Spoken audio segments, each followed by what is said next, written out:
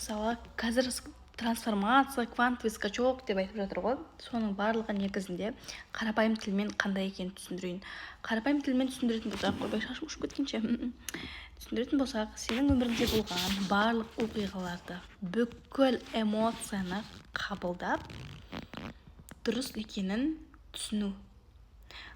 Квантовый скачок, трансформациядан саған волшебный бір палочка келіп, бетіп өміріңді өзгертіп тастамайды. Сен өзің өміріңдегі бүкіл оқиғаны, бүкіл травманы емдеп шығасың.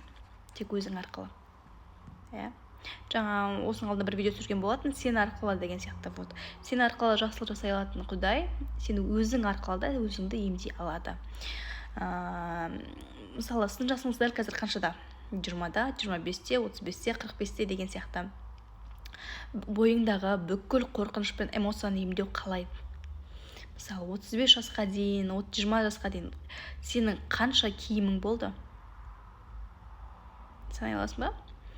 Санай алмайсың ғой. Сен есіңде қалғаны, мысалы, 2-ші класстағы курткаң, 11-ші класста алған какой-то бір туфлиң болуы мүмкін.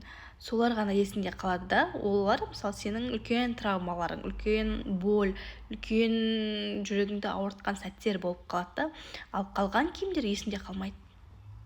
Но сенің өміріңде ол киімдер болды ғой. Сен кидің, пайдаландың, тастап жүрдің деген сияқты. Ал көрінбей қалған қорқыныш травмалар тура сол сияқты.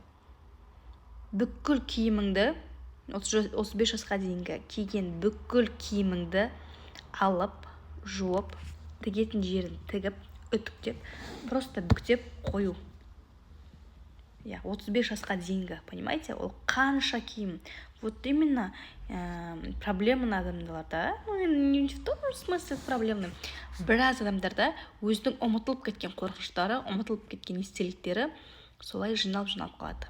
И трансформация кезеңінде, квантовый скачок кезеңінде соның барлығын есіңе түсіріліп, соның барлығы емделеді. Естественно, бүкіл жара, бүкіл тесік емделген соң, өміріңде ешқандай боль алып келетін, өміріңде ешқандай артқа қайтуға мәжбүрлейтін, немесе қазіргі сәтіңді сезбей қалатындай оқиғалар болмайды. Потому что сенің жүрегің таза, сенің бүкіл жараң емделген, сенің денең бүтін болып саналады. Не денең емес енді, сенің жаның бүтін болады. Ал қабылдамаған кезде, емдемеген кезде сенің жараң тесік болады. Всегда бір нәрсе жетіспейтін, всегда ішің үңгір болып тұрады. Вот, қарапайым тілде осы.